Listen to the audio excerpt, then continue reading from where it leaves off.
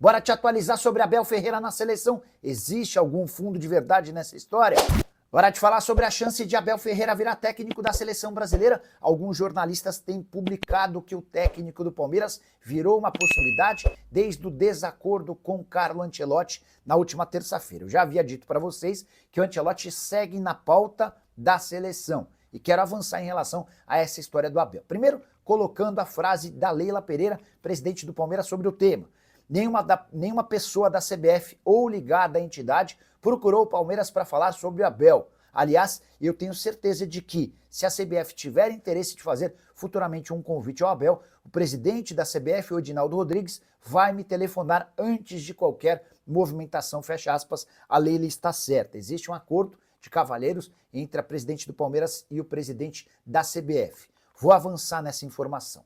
Hoje, qualquer especulação envolvendo Abel Ferreira e CBF é fruto de especulação vinda dos empresários do português. O Abel Ferreira não faz parte dos planos da seleção e só mudará essa questão se todas as possibilidades que a CBF tem nesse momento forem esgotadas. A impressão que se tem na CBF é de que o empresário do Abel cavando para tentar garantir um pouco mais de holofote ao treinador português, que nessa quarta-feira venceu mais uma vez. O Palmeiras ganhou do Ceará por 1-0, jogo disputado na Copa do Brasil, no Castelão. O único gol da partida marcado por Gustavo Gomes. Ô, Juca, é claro, né, uma vitória aí importante, imponente, uma vantagem. O Palmeiras alcança esse objetivo, ainda mais um time que sofreu pouco e num confronto que era difícil.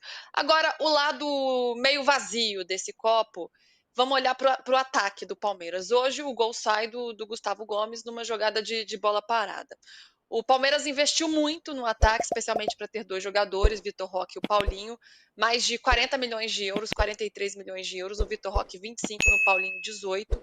E é bem verdade que ainda está no início de trabalho, especialmente o Paulinho, que só fez 4 jogos, 78 minutos em campo. Mas esses dois jogadores ainda não fizeram gols. Vitor Roque, quando a gente olha para ele, já são 10 jogos, 633 minutos. E hoje ele jogou boa parte do jogo, saiu ali aos 21 do segundo tempo, que foi no momento também que entra o Paulinho.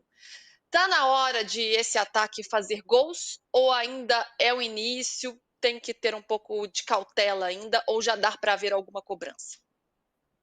Não, eu não tenho a menor dúvida que na hora que abrir a porteira desanda a fazer gol. Eu acho que é natural que se cobre, mas o Vitor Roque veio o jogador mais caro e tal, 10 jogos sem fazer gol, né? Aí ele vai fazer um gol uma hora ou outra, aliás ele já fez e o VAR anulou, né? Vai fazer aquele gesto né? Do 2 gols, né? 2 gols anulados, né? Que ele já teve. É bom jogador, é indiscutivelmente bom jogador. Na hora que tirar esse peso, e o Paulinho está acima de qualquer discussão. O Paulinho é um baita atacante que vem de uma lesão séria. E eu não. De mais a mais, há quanto tempo que o Gustavo Gomes não fazia gol? O Danilo há de saber de cor e salteado. Fazia tempo, né? O pior é que eu não sei de cor e salteado, mas fazia um bom tempo. Vou até pesquisar para você aqui, Juca. Pois Vamos, é, vamos. fez. Né? E eu acho que essa coisa, eu sei que é inevitável, mas de atribuir apenas aos atacantes, hoje em dia, a responsabilidade por fazer gols, não está certo. Veja, de novo, faço referência, né, ao que vimos hoje nesse jogo histórico entre Barcelona e Internacional de Milão. A participação dos zagueiros dentro da área, né, quão fundamental ela é. Eu não estou preocupado com a falta de gols, por enquanto, do Vitor Roque e muito menos do Paulinho. Bira, você tá preocupado? Ou você acha que é um momento mesmo de início, né? Que tem que ter um pouco mais de paciência com esses jogadores? E já pensando nesse ataque, que são muitas opções. Tem Facundo, tem Estevão, Estevão até o Mundial, Vitor Roque, Flaco, Paulinho, Maurício. Como é que fica essa disputa aí nesse ataque? Tem muitas opções, né? Acho que por isso que começa a incomodar o Vitor Roque não tá fazendo gol, né? Porque, querendo ou não, ele disputa a vaga ali com muita gente de qualidade. Inclusive, depois eu até quero ouvir a opinião do Danilo, mas eu às vezes sinto que o Flaco Lopes ele é mais útil para o Abel do que o Vitor Roque. Entendo o Vitor Roque ter chegado com essa pompa de artilheiro, que pô, é a salvação, o camisa 9 que a torcida queria, mas quando eu às vezes vou analisar o Palmeiras com o Flaco Lopes, eu acho que o Palmeiras usa mais ali a posição do 9 com o Flaco do que com o Vitor. Acho que o Vitor fica muito mais um papel de movimentação e o Flaco vira esse cara mesmo do gol. E acho que até por isso o Vitor acaba tendo outras obrigações e não consegue ficar tão próximo da área. Acho que a bola ainda está queimando no pé por conta também de uma afobação natural, né, dele de não ter conseguido voltar e já desencantar assim com gols, mas às vezes eu tenho a sensação de que o Flaco rende mais. Queria ouvir tua opinião, Danilo. Não sei se você estava preparado para essa, mas eu às vezes acho que o Flaco brilha mais do que o Vitor.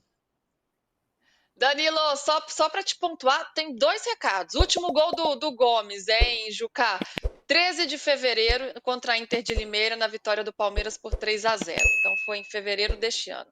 E Danilo, você tem 1 minuto para concluir o seu raciocínio, porque a gente está chegando ao fim de papo de hoje. Mas que absurdo, e Valendo! acaba muito repentino esse programa. Assim, eu concordo que o Lopes, por enquanto, está mais adaptado ao estilo de jogo do Palmeiras por uma questão óbvia, né?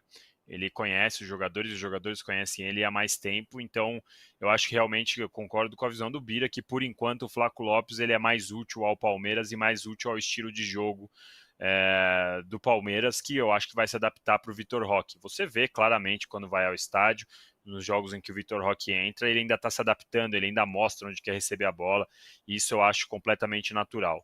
O Vitor Roque já fez 2 gols anulados, os 2 por uma questão de milímetro, e com esses 2 gols, ou sem esses 2 gols, a minha avaliação do desempenho do Vitor Roque não muda.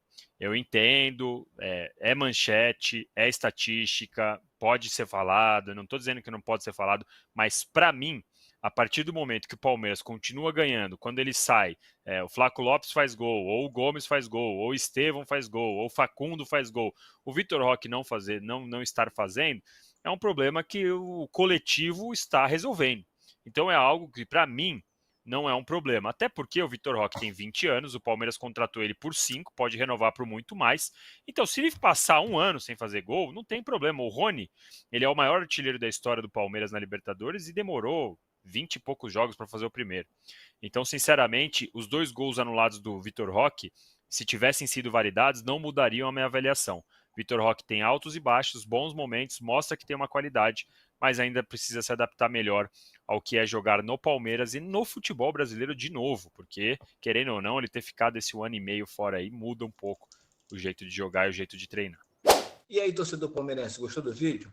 Então não se esqueça de deixar o seu like, porque isso ajuda demais o nosso canal a crescer e levar as notícias do Verdão para ainda mais pessoas. Aproveite também para se inscrever no canal e ativar o sininho das notificações para não perder nenhum conteúdo sobre o Palmeiras. Aqui você fica por dentro de tudo, contratações, bastidores e as novidades do nosso time de coração. Deixe seu comentário aqui embaixo falando o que achou do vídeo e compartilhe com seus amigos palmeirenses. Vamos juntos fortalecer essa comunidade. Obrigado pela sua companhia e até o próximo Giro de Notícias do Palmeiras. Avante palestra! Forte abraço!